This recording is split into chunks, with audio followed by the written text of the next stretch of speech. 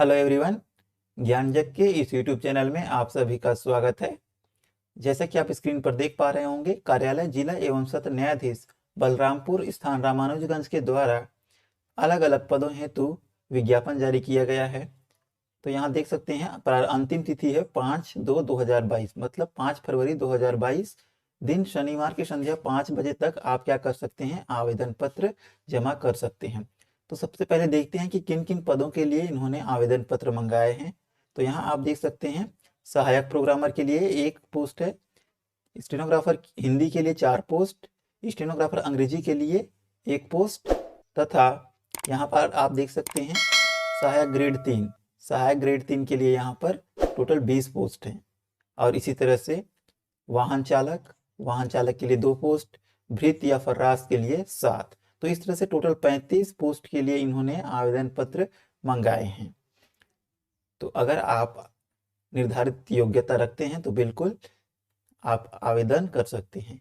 यहाँ पर एक मुख्य बात नोट करने की यह है कि सरगुजा संभाग के अंतर्गत आने वाले जिलों के मात्र स्थानीय निवासी ही जिला संवर्ग के तृतीय एवं चतुर्थ श्रेणी के पदों के उद्भूत रिक्तियों पर भर्ती हेतु पात्र होंगे। तो तृतीय और चतुर्थ श्रेणी के जितने भी पद होंगे उसमें केवल और केवल सरगुजा संभाग के अंतर्गत आने वाले जिले के मूल निवासी ही पात्र होंगे। दूसरे जिले के या फिर दूसरे संभाग के निवासी इस पर आवेदन ना करें, आप ऐसे ही इनएलिजिबल हो जाएंगे। तो केवल सरगुजा संभाग के अंतर्गत आने वाले अभ्यर्थी ही इस पर आवेदन करें।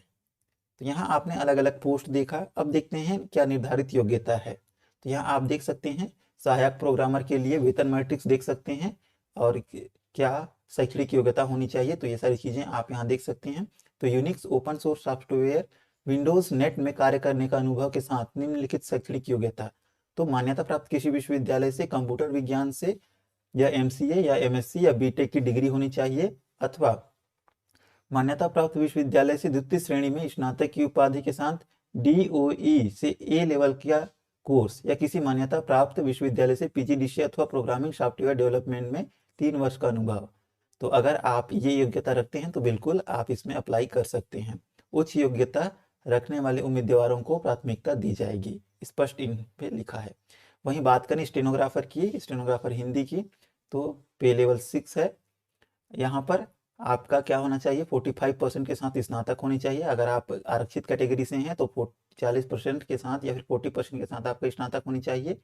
छत्तीसगढ़ या मध्य प्रदेश बोर्ड से आपको शीघ्र लेखन तथा मुद्र लेखन परीक्षा उत्तीर्ण की होनी चाहिए और 1 वर्ष का आपके पास कंप्यूटर डिप्लोमा होना चाहिए, चाहे वो DC हो, PGDCA हो या फिर आप कोपा किए हो, या 1 वर्ष का आपके पास क्या होना चाहिए, कंप्यूटर का डिप्लोमा होना चाहिए, तथा आपको MS वर्ड और इंटरनेट का ज्ञान होनी चाहिए।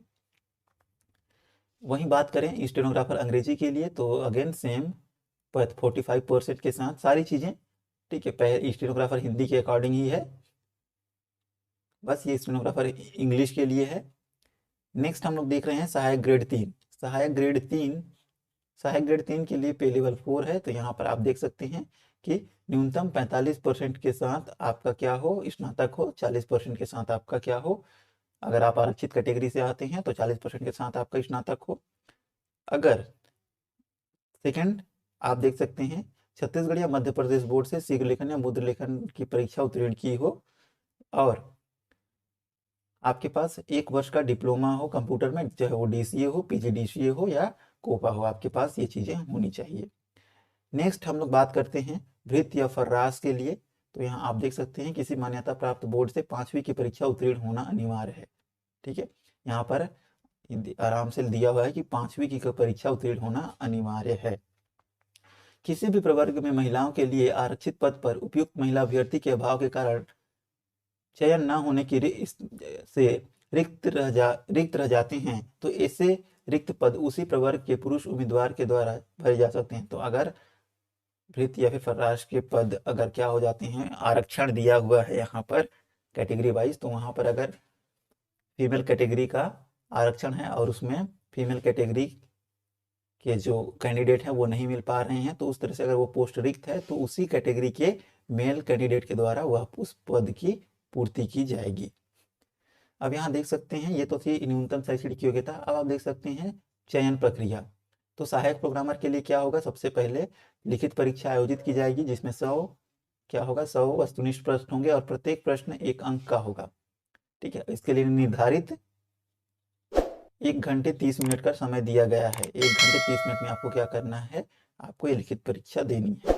उसके बाद दस्तावेज परीक्षण होगा और दस्तावेज परीक्षण के बाद ठीक मेरिट बनाई जाएगी और उसी के अनुसार आपको फिर क्या किया जाएगा, उसी के अनुसार आपको नियुक्ति दी जाएगी।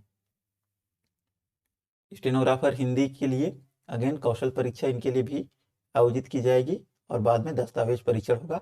अधिक जानकारी के लिए आप इस नोटिफिकेशन को अब देख सकते हैं, पढ़ सकते हैं। इस प्रकार स्टेनोग्राफर अंग्रेजी के लिए भी कौशल परीक्षा, उसके बाद दस्तावेज परीक्षण।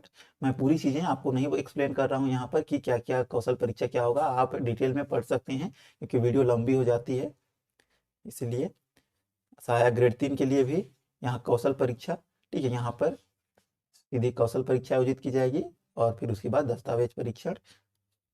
वाहन चालक के लिए हम नोट डाउन करेंगे कि 50 अंकों का कौशल परीक्षा लिया जाएगा वाहन चालक के लिए। उसके बाद दस्तावेज परीक्षण। उसी तरह से वृत्ति के लिए क्या होगा, वृत्ति के लिए भी क्या होगा, वृत्ति के लिए सीधे दस्तावेज परीक्षण होगा और उसके बाद मेरिट बनाई जाएगी और मेरिट के बाद उनको नियुक्ति दी जाएगी। तो ये थी वैकेंसी। अगर आप निर्धारित योग्यता रखते हैं तो बिल्कुल आप उपयुक्त पद के लिए आवेदन कर सकते हैं और नियत तिथि में तक ही आवेदन करें। आवेदन कैसे करना है, किन किन बातों का ध्यान रखना है, आवेदन पत्र कैसे भरना है, इसके लिए एक अलग से वीडियो आएगा, उस वीडियो को भी आप जरूर देखिए। वीडियो लंबी हो जाती है इसलिए मैं इस वीडियो में इसको एक्सप्लेन नहीं कर रहा हूँ। वीडियो अगर आपको पसंद आया होगा तो वीडियो को लाइक करें, चैनल को सब्सक्राइब करें ताकि आपको इसी तरह की इन्फॉर्मेशन मिलती रहे। वीडियो को लास्ट तक देखने के लिए आपका बहुत बहुत धन्यवाद।